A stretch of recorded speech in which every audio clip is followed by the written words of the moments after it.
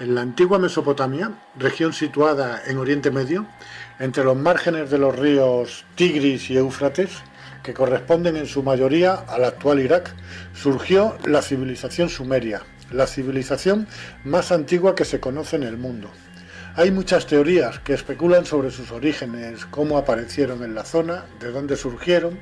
Los sumerios comenzaron a escribir su historia supuestamente hace unos 6000 años, mediante pictogramas en tablillas de arcilla. A esta escritura se la denominó escritura cuneiforme y ha sido reconocida como la primera escritura o forma de expresión aparecida en la historia de la humanidad. Aunque debo aclarar que las escrituras cuneiformes más antiguas no están bien datadas y mucho menos traducidas. No sabemos a qué épocas se remontan.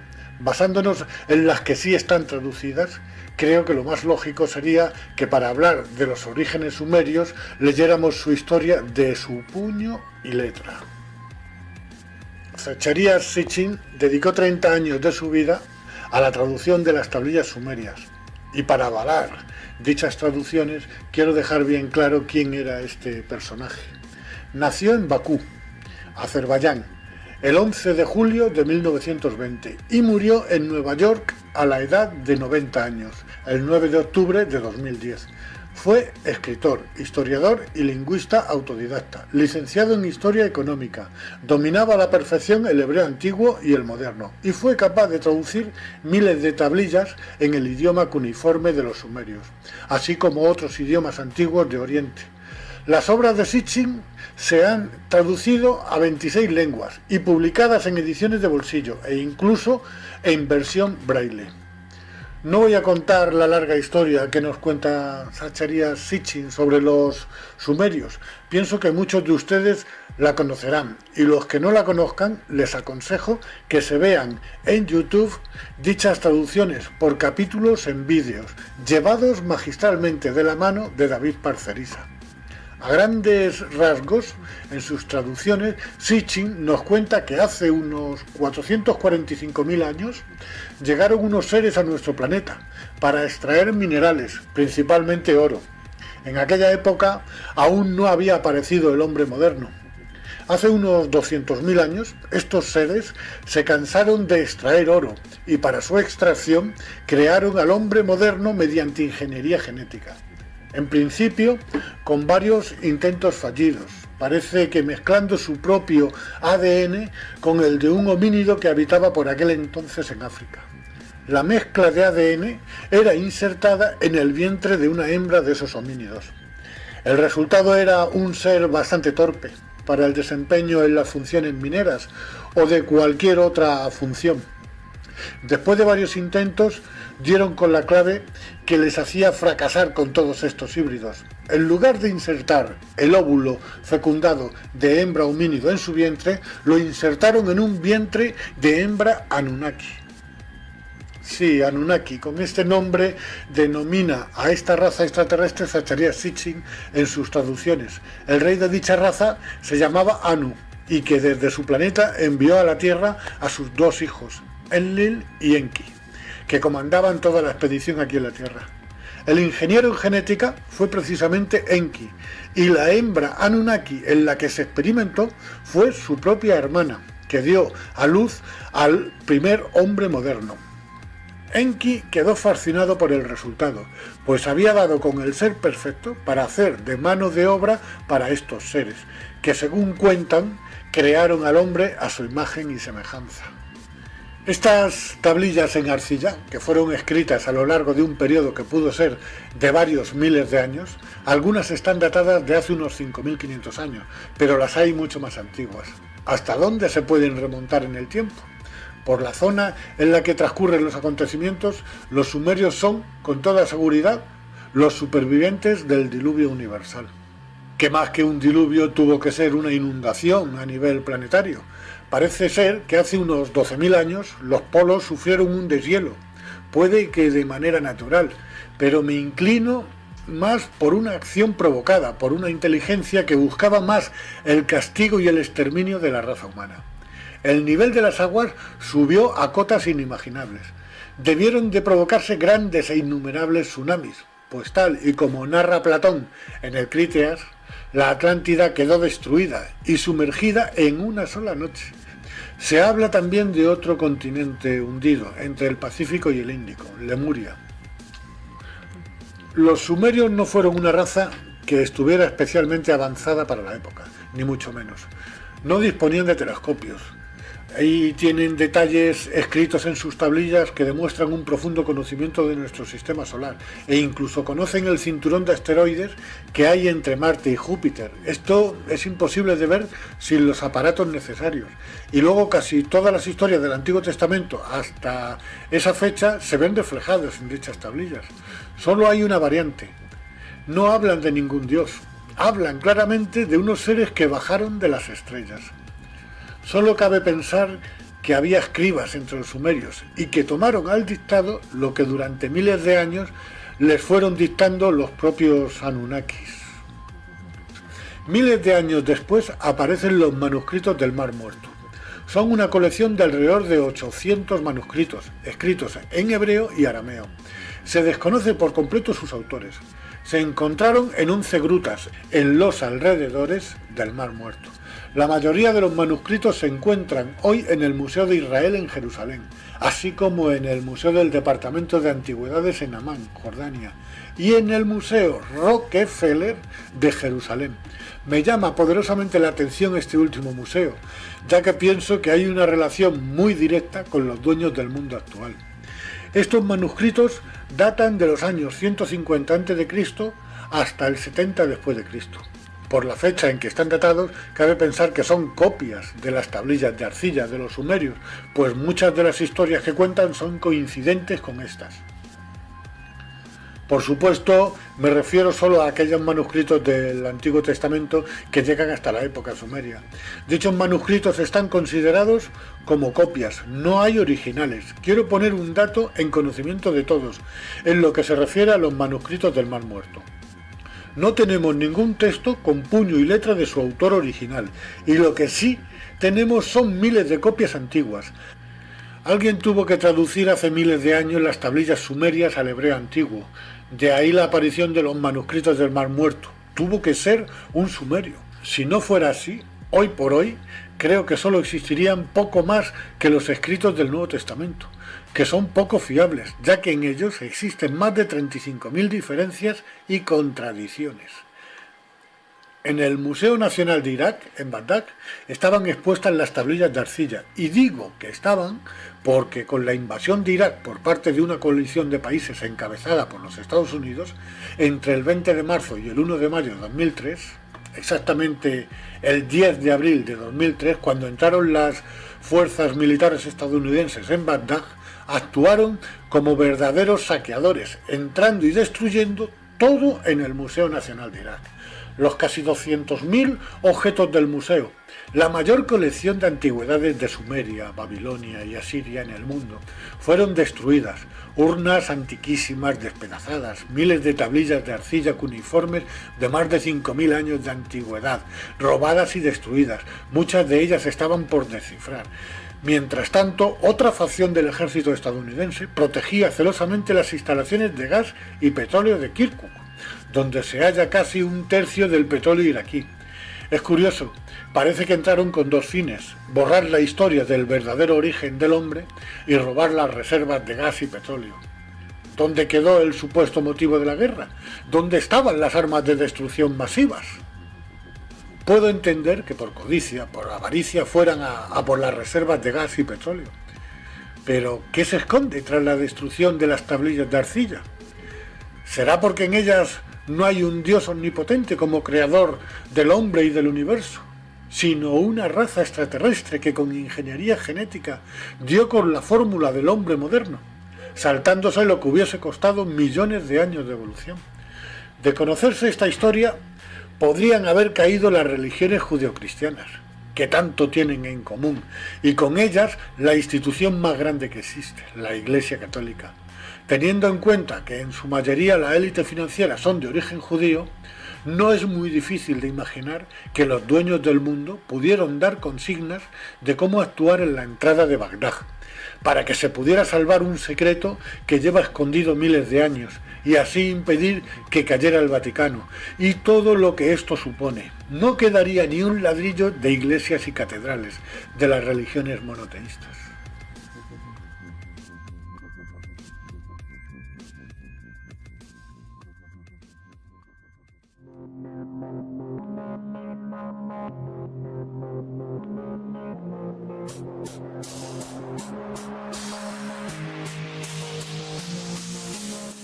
Desde la primera traducción, hace miles de años, de un sumerio que hizo del lenguaje cuneiforme al hebreo antiguo, hasta los manuscritos del Mar Muerto, datados en el año 150 a.C., tuvo que haber una transición de copias y copias sobre copias, que terminó derivando de una historia de extraterrestres que bajaron de las estrellas y crearon al hombre moderno a su imagen y semejanza, a un Dios omnipotente que creó al hombre y al universo en 6 días y al séptimo descansó.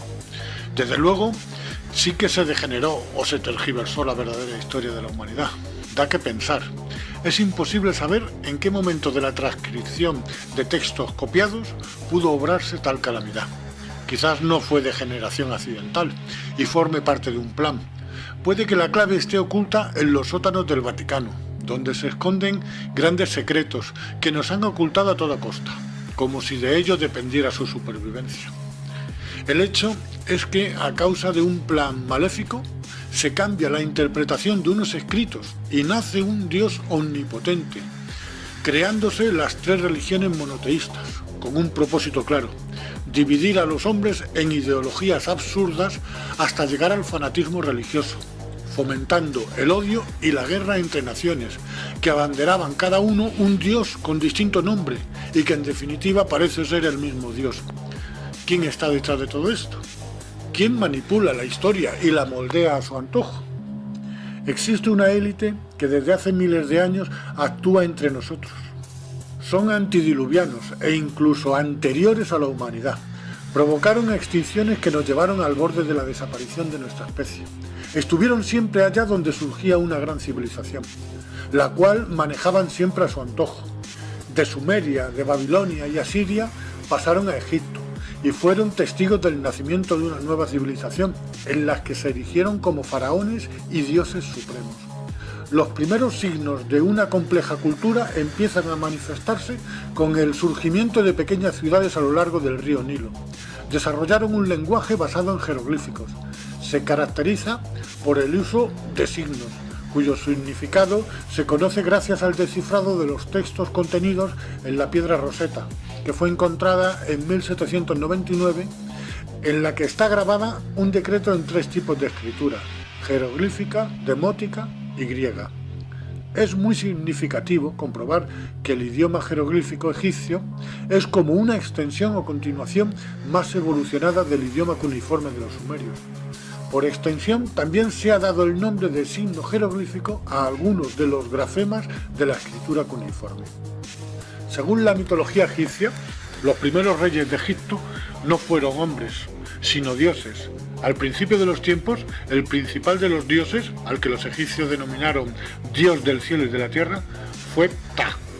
El dios Ptah cedió el gobierno de Egipto a su hijo Ra, que al igual que su padre llegó a la tierra en una barca celestial.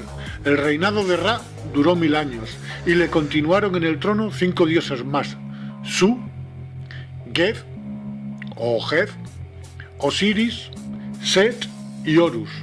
Todos estos dioses tienen su equivalente en la mitología griega. Horus en la mitología griega era el dios Apolo. Siguiendo con la mitología egipcia, posteriormente el poder fue cedido a gobernantes semidivinos, mitad hombres, mitad dioses. Entre el año 3000 y el 2700 a.C. es cuando aparece la primera dinastía de gobernantes humanos, con los primeros asentamientos y núcleos urbanos en los márgenes del río Nilo, como ya mencioné anteriormente, en la figura del faraón Narmer, primer gobernante reconocido oficialmente por la egiptología, pues el resto de los anteriormente expuestos pertenece al mundo de la mitología. Pienso que lo que ellos consideraban dioses eran extraterrestres, los mismos que actuaron en la zona de Mesopotamia. con los sumerios y que de mitología no tiene nada, sino que es parte de la historia y del dominio que ejercieron sobre la humanidad. Si pasamos de estas primeras dinastías y damos un salto en el tiempo hasta Akenatón, que fue el 10º faraón de la dinastía 18 de Egipto, su reinado está datado en torno al 1353-1336 a.C. En algunas representaciones y grabados, este faraón, al igual que su mujer Nefertiti, presentan claros indicios de una raza con algunas diferencias a la nuestra. No sé si se les puede considerar dioses o semidioses, perdón, quiero decir extraterrestres o híbridos, aunque eran reacios a mezclarse con la plebe. Es posible que con el tiempo estas diferencias desaparecieran poco a poco, siendo absorbidas por nuestra raza. Por supuesto, me refiero a los híbridos, que actualmente están entre nosotros y no podemos diferenciarlos. Casi con toda seguridad, su hijo fue Tutankamón, pues además sus restos presentaban las mismas diferencias que sus padres Akenatón y Nefertiti con respecto a nuestra raza. Vean el siguiente corto, que es parte del vídeo Otra raza humana existe, un extraterrestre auténtico. En él se muestra de manera fehaciente lo que expongo. Ahora empecemos con la descripción. Fijaros en sus cabezas. Sus cráneos son extremadamente grandes en comparación con los nuestros. Sus caras son alargadas. Poseen ojos grandes y rasgados y tienen una prominente barbilla. Sus cuellos son delgados al igual que el resto de sus extremidades. Sus hombros son estrechos. Sus manos son minúsculas, con finos y alargados dedos. Sus estómagos parecen flácidos, como si no los ejercitasen. Poseen amplias caderas y sus piernas se van volviendo cada vez más estrechas a medida que van descendiendo, hasta que acaban en unos pies más o menos normales. En resumen, todos sus rasgos son alargados y extremadamente finos, a excepción de sus caderas y de sus cabezas, que parecen contener un cerebro con un potencial superior al nuestro. Otra cosa primordial que dice mucho de estos seres es que estos poseen ombligos y mamas, por lo que podemos afirmar con claridad que son mamíferos, al igual que nosotros. Estos seres se autodenominaban dioses y siempre han estado en lo más alto de la escala social. Algunos de ellos fueron faraones. Un caso muy claro fue el del faraón Akenatón y su esposa, la reina Nefertiti, que son los que os he mostrado antes. También está el caso de Tutankamón, que pudo ser hijo o descendiente directo de los dos anteriormente nombrados. Pero estos seres no solo han estado presentes en la era egipcia, con toda seguridad tuvieron su origen mucho más atrás en el tiempo, en otra zona. Estos mismos seres fueron descritos por los sumerios en la antigua Mesopotamia. Como muchos ya sabréis, ellos mencionaban a los ya conocidos Anunnakis, que poseían las mismas similitudes físicas que las de la raza de Ata. Aunque deben de saber ustedes que según las traducciones de las tablillas de Sumeria, a los ciudadanos de entonces no se les permitía representar el aspecto real de los dioses Anunnaki. Aún así podemos ver cómo en ambas representaciones las similitudes físicas se asemejan demasiado, como por ejemplo en el tamaño de las cabezas, en la altura. Incluso podemos ver a algunos de estos seres en ambas culturas representados con cabezas de águila y con alas. El simbolismo es el mismo. Ahora fijaros en el simbolismo que nos muestra tan abiertamente la Iglesia Católica. Para empezar, tienen un obelisco en medio del Vaticano. Pero hay algo que me llama más la atención. Ojo al sombrero del pontífice. La forma de este hace referencia a la forma de la cabeza de estos seres. La Iglesia utiliza los mismos sombreros que lucían estas criaturas en el antiguo Egipto. Creo que ya sabemos todos a quién adora la Iglesia, pues estos seres parecen ser los extraterrestres que bajaron de las estrellas y que nos crearon a su imagen y semejanza.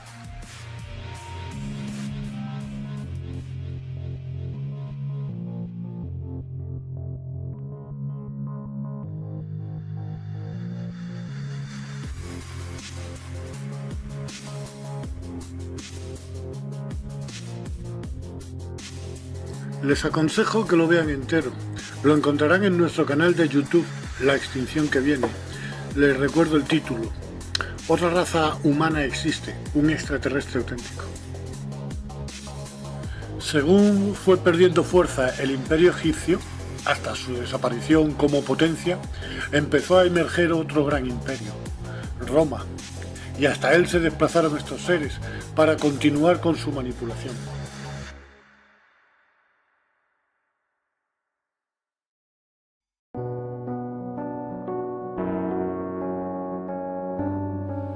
Es curioso ver que cuando nace un imperio, ya nace con el fenómeno mitológico y que precede a este en demasiados miles de años.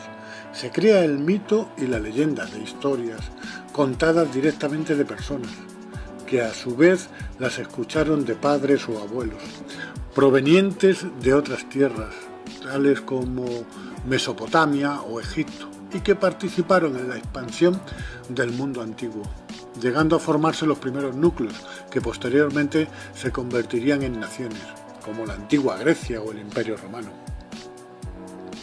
En cuanto a la referencia de dioses o extraterrestres que pudieran haber influido en los primeros siglos de esta cultura, tanto dioses griegos como romanos tienen un origen y pertenecen a una estirpe que se remonta a 445.000 años atrás en el tiempo, con una expedición extraterrestre que llegó a la Tierra, los Anunnakis, y que estuvieron presentes en el comienzo de todas las culturas humanas, allá donde brotaban.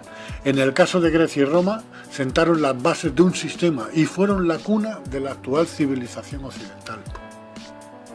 Lo que estos seres significaron en la antigua Sumeria, bajo el concepto de extraterrestres o viajeros que bajaron de las estrellas, pasaron a ser dioses en Egipto. Y esta condición les gustó más que la de extraterrestres, porque siguieron siendo dioses en las culturas griega y romana, construyéndose templos, verdaderas obras de ingeniería en su nombre, tales como el templo de Atenea o el Partenón en Atenas. En ambas culturas estos dioses adoptaban distintos nombres. Zeus para los griegos y Júpiter para los romanos, era el dios supremo.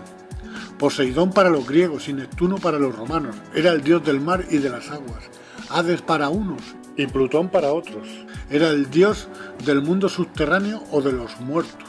Apolo, con el mismo nombre para las dos culturas, era dios de las artes, la adivinación, la medicina, la luz y el sol. Este se ve que era más completito. Hefesto para unos y Vulcano para otros, fue el dios del fuego. Ares para los griegos y Marte para los romanos, fue el dios de la guerra. Dioniso para unos y Baco para otros, fue el dios del vino. Atenea o Minerva, diosa de la sabiduría. Afrodita o Venus, diosa del amor y la belleza femenina. Artemis o Diana, diosa de la naturaleza y los animales salvajes. Roma se convirtió en un imperio muy poderoso y agresivo, invadiendo todos los países a los que llegaban sus ejércitos. Llegó a abarcar desde Britania, hoy Inglaterra, hasta el Tigris y el Éufrates, abarcando casi toda Europa, el norte de África y parte de Asia, hasta el Medio Oriente. Entre sus conquistas se encontraba Siria, que en el año 63 a.C. pasó a ser provincia de Roma, y de ahí las tropas romanas se dirigieron a la región de Judea, imponiendo su autoridad en dicha región.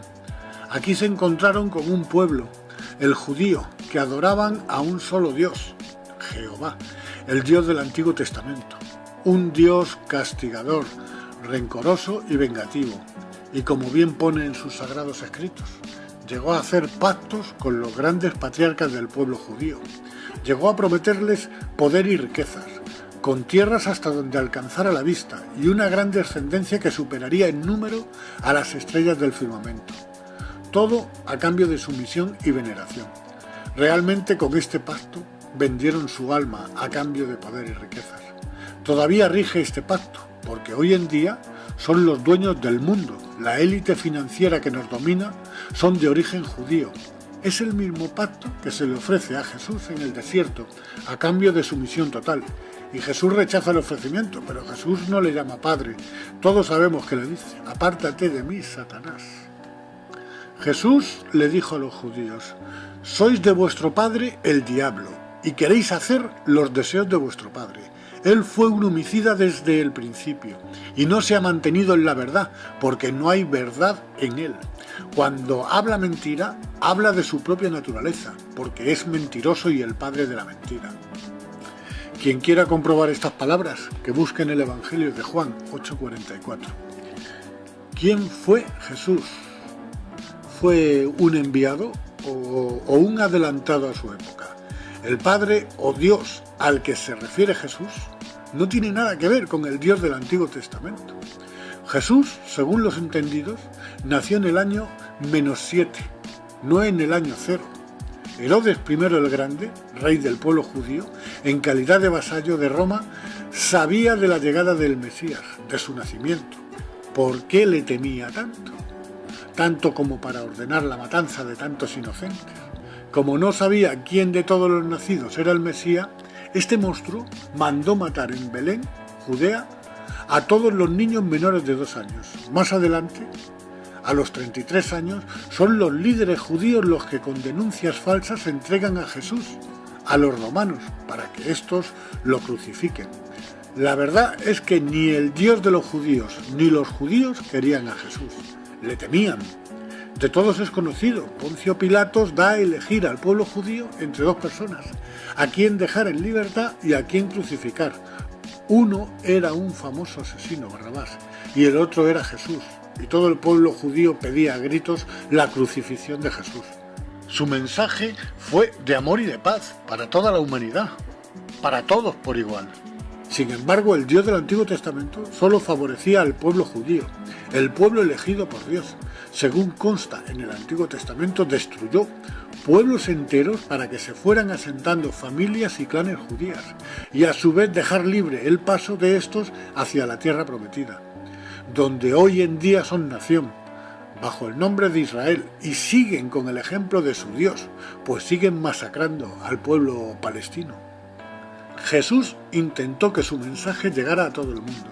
Se creó un movimiento después de su muerte, alrededor de su figura, pues sus primeros seguidores, los primeros cristianos, debieron de ser auténticos, muy distintos a lo que poco después ocurrió, pues este movimiento fue adulterado y sus bases totalmente cambiadas o confundidas. Antioquía la Grande o Antioquía la Bella era en aquella época una de las principales ciudades del Imperio Romano y la tercera urbe más poblada, después de Roma y Alejandría. Su población pudo alcanzar hasta los 500.000 habitantes. Se fundó en Antioquía una comunidad religiosa integrada por judeocristianos. Antioquía fue el primer lugar donde los discípulos fueron llamados cristianos, pues anteriormente eran considerados como una secta del judaísmo. En aquella época, es decir, principios del siglo II, el obispo Ignacio de Antioquía fue autor de 7 cartas que redactó en el transcurso de unas pocas semanas, donde parece ser que incluyó a los 4 evangelistas, Juan, Lucas, Mateo y Marcos, como los 4 evangelios auténticos, pasando a ser apócrifos el resto de evangelios. Muchos evangelios, entre los que se encontraban el de Judas, María Magdalena, Tomás o Felipe, escritos más fiables y contemporáneos de la época de Jesús, ya que los de Juan, Lucas, Mateo y Marcos son muy posteriores a la muerte de Jesús y tomados al dictado por estos, y en los que hay muchas contradicciones. El obispo Ignacio de Antioquía fue condenado a muerte en tiempos del emperador romano Trajano, acusado de profesar el cristianismo. Las leyes romanas perseguían y condenaban a muerte a los cristianos. A principios del siglo IV de nuestra era, cuando la población cristiana creció hasta ser el 50% de la población total, el emperador Constantino I el Grande, para evitar más enfrentamientos entre la población, convocó el primer concilio de Nicea en el año 325, que otorgó legitimidad legal al cristianismo en el Imperio Romano por primera vez, y parece que fundió las creencias de una parte politeísta con otra parte monoteísta. De esta fusión religiosa salió una sola religión monoteísta, y la mayor chapuza que uno se pueda imaginar, y que todavía sigue en vigor y de la que se dice que tiene en la actualidad 1.000 millones de seguidores. Yo me pregunto, ¿me estarán contando a mí entre sus seguidores? Porque resulta que si el dato viene de todos los bautizados, yo estoy bautizado, y como yo, muchísima gente a la que no se les preguntó si querían ser cristianos. Si a 1.000 millones le restamos los que no nos sentimos cristianos, ni tampoco somos practicantes, seguro que esta cifra bajaría muchísimo, a saber hasta qué cotas. Si Jesús levantara la cabeza, no se sentiría representado por esta iglesia, que lo único que hace es recaudar e invertir en bolsa y en oscuros negocios, en todas las industrias, para seguir creciendo como la mayor de todas las multinacionales, mientras que miles de niños mueren de hambre en el mundo. Su fuerza e influencia sobre los poderes políticos se ven reflejados en las subvenciones que reciben de casi todos los gobiernos y están libres de impuestos. Su conexión con la élite y el nuevo orden mundial es muy evidente. Hacia finales del siglo IV comenzó la decadencia del Imperio Romano y a finales del siglo V fue su caída. Viene la época de la Alta Edad Media o de la Edad Oscura, que abarca el periodo comprendido desde la caída del Imperio Romano hasta el feudalismo. Europa occidental emerge como una nueva civilización. El feudalismo reemplazó al Imperio Romano en Europa y empezaron a surgir los primeros reinos europeos.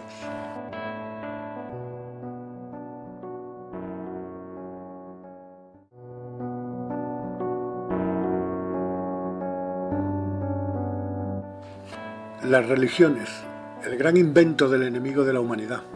Había un propósito: dividir a la raza humana con diferentes ideologías, fomentando el odio y el fanatismo contra aquel que pensara de otra forma, manteniéndolos en la ignorancia y en el analfabetismo, retrasando cualquier avance que pudiera suponer un peligro para un sistema que solo pretendía mantener mano de obra esclava para los campos de cultivo, para la minería o para la pesca en distintas zonas geográficas. Fue una época oscura en la que consiguieron que la humanidad tuviera un estancamiento evolutivo, cultural y tecnológico de 800 años.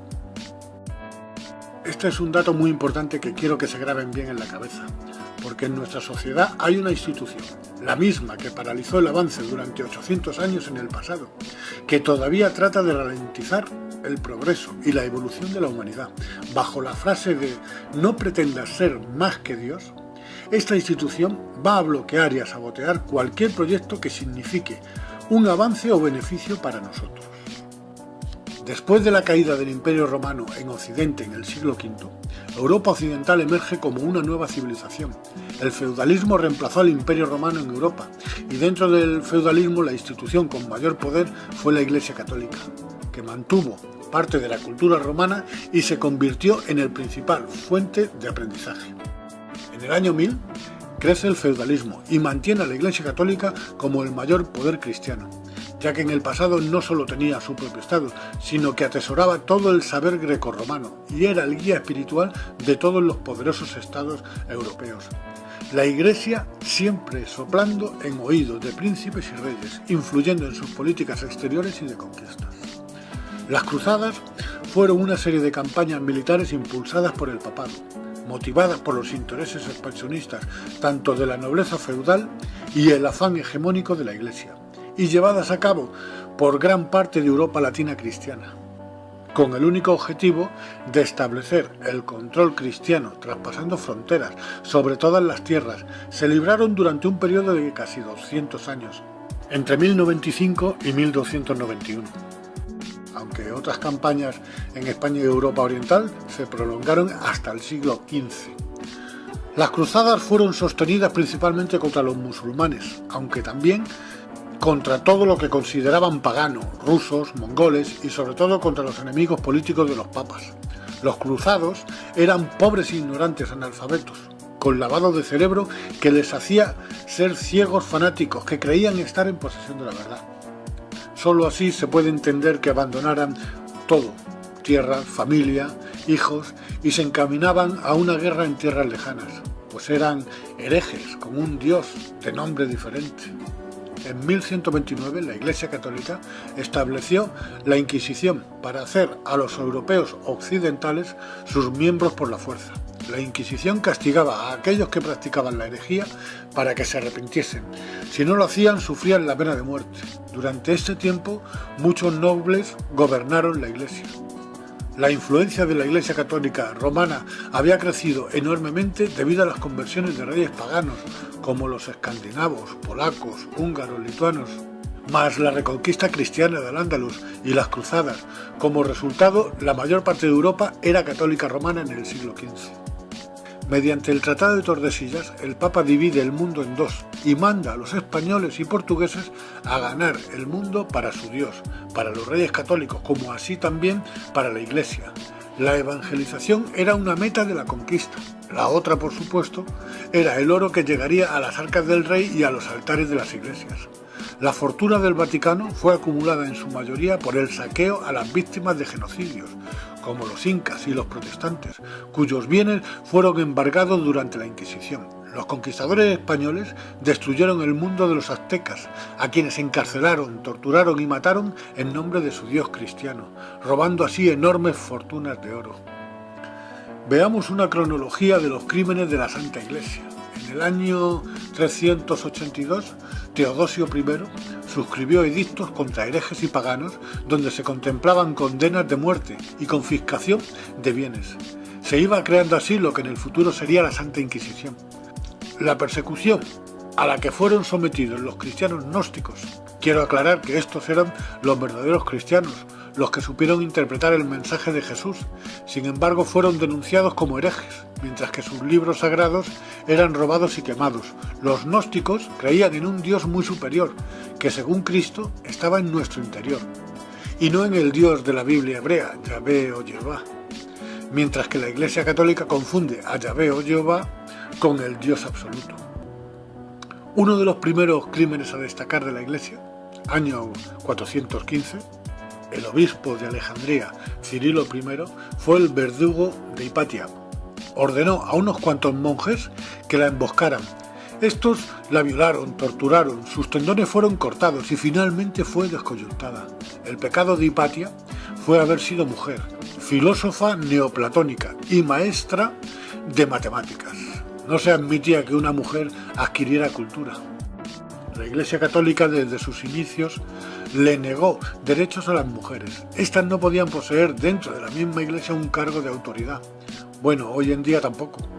Estaban consideradas como seres inferiores y subyugadas al mandato de los hombres, siendo cruelmente castigadas y denigradas cuando desobedecían. La historia de la Iglesia Católica se puede escribir con letras de sangre, por sus múltiples genocidios contra los que ellos llamaban infieles o herejes. Detrás de estos asesinatos, lo que realmente se escondía era el ansia de poder y de riquezas, ya que se quedaban con el oro y las tierras de sus víctimas.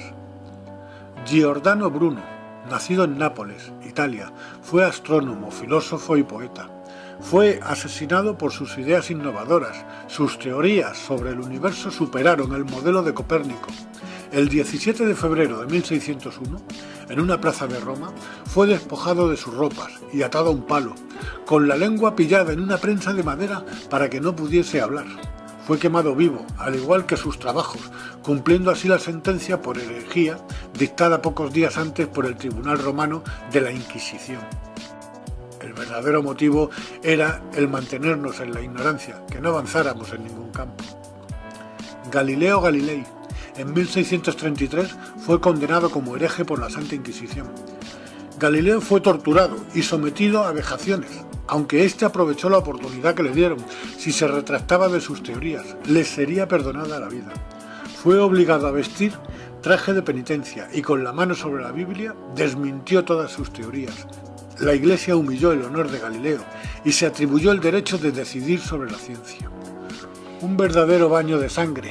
En el año 1631, los católicos saquean la ciudad de Magdeburgo, Alemania, alrededor de 30.000 protestantes muertos. En una sola iglesia aparecieron 50 mujeres decapitadas. Según cuenta el poeta Friedrich Schiller, algunas de ellas en ese momento se encontraban dando el pecho a sus bebés. La ciudad acabó con tan solo 400 habitantes.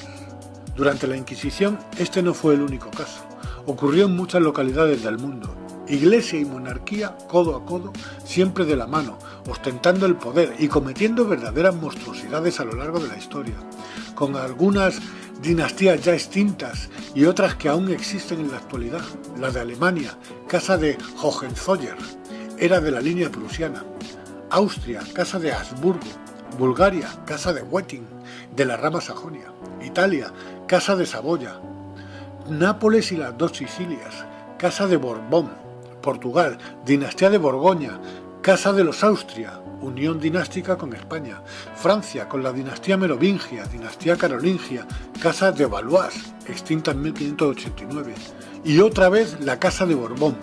Esta nos suena, pues empezaron a reinar en España después de la abdicación del último rey de los Austrias. El motivo de dicha abdicación fue que no quedaba ningún Austria. como heredero al trono, y esto ocurrió porque solo se emparentaban entre ellos, no se cruzaban con la plebe, y esto provocó el empobrecimiento genético. Era costumbre muy común entre la realeza no mezclarse con los que ellos llamaban plebe o vasallos, y a punto estuvo de ocurrirles a los Borbón más tarde. Otras dinastías aquí mencionadas se extinguieron, y también a muchas otras dinastías del mundo. Este detalle es muy importante, porque ya desde los tiempos sumerios, en el primer capítulo de esta serie, En busca de la verdad, ya ocurría entre los Anunnakis, como también ocurría en tiempos del antiguo Egipto, con los faraones citados en el segundo capítulo, como también en el tercer capítulo ocurría con los emperadores romanos, pues es de todos conocido cómo mantenían relaciones en muchas ocasiones con hermanas o hijas de las que tenían descendencia. Desde el principio de la historia ha sido un vínculo común en todas las esferas del poder. En Europa quedan 10 naciones con lo que políticamente es denominado monarquía parlamentaria. Hacia finales del siglo XVIII, con la Revolución Industrial, y finales del siglo XIX y principios del XX, empezó a florecer otro gran imperio en Norteamérica. Y gran parte del poder que hasta ahora estaba en la vieja Europa se trasladó allí para operar y dominar el mundo desde ese nuevo continente.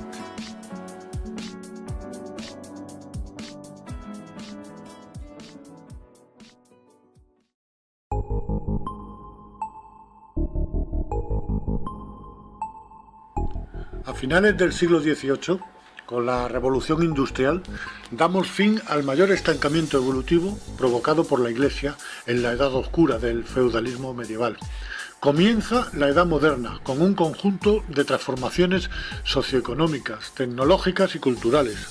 Durante la Edad Moderna se van gestando lentamente, junto con la Iglesia, el capitalismo y las entidades políticas, que parecen estar perfectamente coordinados para controlar en su beneficio a la gran masa. Siguiendo una línea desde el principio de los tiempos, veremos que nunca hemos estado solos. Es como si hubiéramos sido dirigidos dentro de un sistema en el que solo podríamos llegar a un punto, y ese punto es en el que nos encontramos ahora. Hay gente entre nosotros que en aquel tiempo pasaron por dioses, que parecen ser eternos y que guardan este secreto.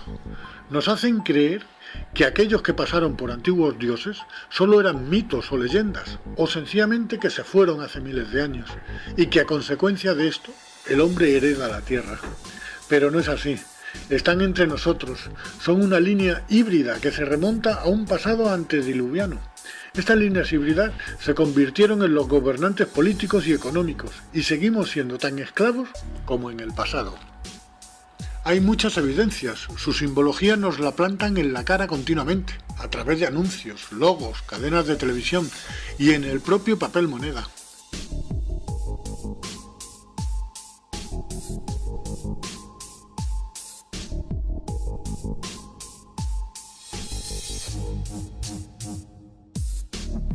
Aparecen en todo el mundo construcciones de miles de años de antigüedad, con una tecnología imposible para la época e incluso para nuestra tecnología. Son millones los avistamientos de extrañas naves con maniobras de vuelo imposibles. Se ha escrito mucho sobre ellas. Hay textos bíblicos que las describen. La referencia a ovnis en los tiempos bíblicos es constante. Son representadas en antiguas pinturas de los 5 continentes. Se llevan paseando por nuestro mundo desde la aparición del hombre moderno. Hoy en día son muchos los testigos que las han observado, atónitos, y que al contarlo se les toma por locos. Desde la Segunda Guerra Mundial hasta la actualidad ha habido un verdadero aluvión de avistamientos en todo el mundo. Desde el famoso caso Roswell se crearon muchas organizaciones gubernamentales. Algunas se daban a conocer, como el Proyecto Libro Azul, que fue una serie de estudios sobre ovnis por parte de la Fuerza Aérea de los Estados Unidos. Estuvo operativa desde 1952 hasta 1969. Se recogieron, analizaron y archivaron miles de informes ovni. En realidad, estos estaban más preocupados de poner en ridículo el tema ovni que de descubrir cualquier evidencia alien. Hubo otras organizaciones paralelas tan secretas que el propio gobierno negaba su existencia. Los famosos hombres de negro, presuntos agentes secretos gubernamentales o extragubernamentales, encargados de ocultar cualquier evidencia extraterrestre en la Tierra. Se empezó a hablar de ellos después del caso Roswell. Algunos testigos de este incidente denunciaron amenazas muy fuertes por parte de oficiales del ejército, incluso amenazas de muerte del testigo y de su entorno familiar. A partir de estas denuncias empezaron a aparecer los hombres de negro, que eran descritos como hombres de gran corpulencia e inexpresivos, con enormes gafas de sol negras, vestían con trajes de negro. Siempre llegaban en un coche totalmente negro y sin ningún distintivo o señal que los identificara. Ya no se podía denunciar, ya que el gobierno negaba cualquier vinculación e incluso negaba la existencia de dichos hombres. A partir de aquí y durante décadas se vieron en los escenarios de algunos avistamientos ovni. Según contaban los propios testigos de dichos avistamientos, declaraban haber sido amenazados si contaban lo que habían visto. Se llegó a sugerir que estos hombres eran alienígenas. En la famosa serie norteamericana de los años 90, Expediente X, serie que tocaba estos temas con bastante rigor, ya que siempre basaban sus argumentos en casos reales con teorías sobre conspiración.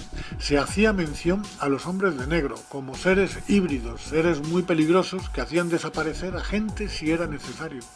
El hecho de que fueron mencionados como híbridos en la serie Expediente X no debe desvirtuar este caso, pues los hombres de negro se empezó a hablar 50 años atrás, antes de que existiera la serie. Parece claro que la visión que tenían los hombres de negro era la de borrar cualquier vestigio del tema extraterrestre. Por supuesto, pienso que el gobierno, por mucho que negara la existencia de esta organización, sí que sabían de su existencia y de qué organismo dependían. Como también pienso que están en contacto permanente con inteligencias extraterrestres, ya que mi teoría es que tienen conexión con los antiguos Anunnakis, aquellos que de las estrellas bajaron a la Tierra. Fueron una raza muy guerrera, al igual que Estados Unidos. Las disputas entre ellos, con batallas en los cielos por controlar grandes zonas de la Tierra, me recuerdan a las invasiones de Corea, de Vietnam, de Afganistán, de Irak, de Libia, etcétera, etcétera. Y se cuentan tanto en las tablillas sumerias como en los escritos del Antiguo Testamento, como en el Majábharata de la India. Fueron faraones en Egipto. Y de ahí pasaron a ser emperadores de la antigua Roma, para continuar siendo reyes en Europa desde la época feudal.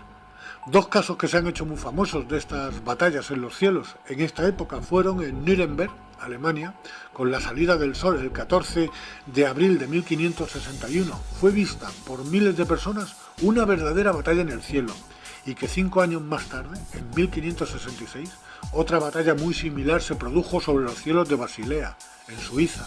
Ambos acontecimientos fueron explicados por la Iglesia como señales divinas. En este aspecto de ocultar lo evidente, parece que la Iglesia cumplía la misión que hoy en día hace el gobierno estadounidense, al igual que otros muchos gobiernos, y es la de ocultar cualquier vestigio extraterrestre. Si antes nos decían que era el Espíritu Santo, ahora nos dicen que es el planeta Venus, y se quedan tan anchos. De estas monarquías de la vieja Europa, siguiendo una línea consanguínea, parece que han seguido como presidentes de los países más poderosos del mundo. Estados Unidos ha estado siendo gobernada desde sus inicios hasta la actualidad por descendientes de monarquías europeas. Barack Obama, por su rama materna, es primo en 10º grado del expresidente de Estados Unidos George W. Bush. Obama también está emparentado como primo en 8º grado con el ex vicepresidente Dick Cheney. Dentro de su linaje aparecen como familiares en distintos grados los nombres de expresidentes como Gerald Ford, Lyndon Johnson, Harry Truman y el ex primer ministro de Inglaterra, Winston Churchill. Parece que los presidentes de Estados Unidos están emparentados. Los 44 que se han convertido en presidentes de los Estados Unidos están todos emparentados. 33 de ellos se remontan a Carlomagno, uno de los monarcas más famosos. Fue rey de los francos, actual Francia, y de los lombardos, desde el año 768 hasta su muerte en el año 814. Conquistó Italia y fue coronado Imperator Augustus por el Papa León III, el 25 de diciembre del año 800 hasta el año 814 en Roma. Este es un detalle importante de conexión emperador y monarca al mismo tiempo. Otros reyes famosos con parentesco con los actuales presidentes fueron Juan Sin Tierra. Reinó sobre Inglaterra desde el año 1199 hasta su muerte en 1216. Sucedió en el trono a su hermano mayor, el rey Ricardo Corazón de León. Investigando la genealogía de toda esta gente, podemos ver que son de origen judío. El mismo Barack Obama y su mujer Michelle Obama son de origen judío. Y al igual que en el pasado, siguen emparentándose con los de su clase, dentro de su círculo. Los tres poderes que gobiernan el mundo son la Iglesia, siempre conspirando y tratando de frenar el avance tecnológico y evolutivo de la humanidad, manteniéndonos en la ignorancia o en un estado de suspensión al estilo de Matrix. Después está el poder político, que ha creado unas leyes que son los cimientos del sistema que nos ahoga y nos hace esclavos. Y detrás de estos, ocupando lo más alto en la cúspide de la pirámide, un poder oculto, una sociedad secreta tan poderosa que hace temblar a los cargos políticos más poderosos del mundo. Forman una sociedad cerrada, con un poder increíble, tienen un arma invencible, manejan la economía mundial, controlan todas las industrias, son una élite financiera, propietarios de los mayores bancos del mundo. Y a través de estos controlan los bancos centrales del mundo, desde la Reserva Federal Americana y desde el Banco Central Europeo. Reginald Mackinac fue banquero y político británico. En el año 1924 dijo: "Me temo que al hombre de la calle no le gustaría saber que los bancos pueden crear, y de hecho crean, dinero. El volumen del dinero en existencia varía solamente con la acción de los bancos, acumulando o reduciendo los préstamos. Los que controlan el crédito de una nación dirigen la política de su gobierno y tienen en sus manos el destino del pueblo. Emiten el dinero en la medida que les conviene y crean colapsos a nivel mundial cuando les viene en gana. Un ejemplo muy claro, y que está muy reciente, es la actual crisis y la llegada del nuevo orden mundial. Fíjense en el siguiente vídeo, las 3 etapas de la crisis. La crisis, una maniobra de los banqueros. Esta estafa, llamada crisis, se puede resumir en 3 etapas. La primera etapa: los bancos son autorizados por la Reserva Federal y el BCE a conceder todo tipo de créditos, sobre todo hipotecarios, con las mayores facilidades al cliente. Para ello, la Reserva Federal y el Banco Central Europeo emitirán todo el dinero que les soliciten los bancos para conceder dichos créditos. Después de unos cuantos años concediendo créditos a diestro y siniestro, apenas sin poner inconvenientes, viene la segunda etapa. La segunda etapa. A estas alturas el consumidor ya ha pagado una buena parte de la deuda y aquí se pone en marcha el parón. De golpe se corta el flujo de los créditos. Todos los bancos al unísono dejan de conceder créditos y todas las empresas constructoras con proyectos enteros terminados, así como urbanizaciones enteras por vender, cientos de miles de viviendas esperando un comprador. Comprador que no llega, pues no se conceden créditos. Todos estos pisos se los tuvieron que comer las constructoras y muchas de ellas no aguantaron el tirón y miles de empresas que vivían de ellas tampoco, viniéndose abajo y mandando al paro a millones de personas que tenían pendiente créditos hipotecarios que no iban a poder seguir pagando. Otras industrias como las del automóvil también corrieron la misma suerte. Y esto dio paso a la tercera etapa. Tercera etapa. Los bancos, ante el impago de los créditos, inician su elaborado plan de quedarse con todo. Los desahucios no se hicieron esperar, quedándose con las viviendas y dejando a sus propietarios en la calle y con la deuda que les faltaba por pagar. Quiero aclarar que un crédito es un dinero adelantado que va existiendo en la medida que el consumidor lo va pagando mes tras mes. Bajo este principio hay que entender que los bancos prestan un dinero que no existe. Luego se quedan con las casas de sus víctimas que sí existen y que estuvieron pagando mes tras mes con un dinero que sí existe. Y se quedan con una deuda real que no deja levantar cabeza a nadie. Esto no es la primera vez que ocurre, porque esto mismo ya lo hicieron en 1910 y en 1929 con el famoso crack del Octubre Negro. La gente, al igual que ahora, se tiraban por las ventanas. Esto es el comienzo de una nueva era. El nuevo orden mundial está llegando a todas partes. Se avecina de nuevo la Edad Oscura, donde unos pocos se erigen como los dioses del pasado, para mantenernos bajo su pie como esclavos. Los causantes son la élite, o mejor dicho, el cártel de banqueros que domina el mundo. Me refiero a los Rothschild, J.P. Morgan, Rockefeller, Warburg, etc., etc. Son de origen judío, al igual que los presidentes estadounidenses. El pacto que sellaron los grandes patriarcas con Yahvé o Jehová sigue estando en vigor. Siguen siendo el pueblo elegido por el Dios del Antiguo Testamento. Se prevé un enfrentamiento en el que quieren solucionar el problema de la superpoblación. Y como si fuéramos ganado, pretenden sacrificarnos. Provocarán la Tercera Guerra Mundial.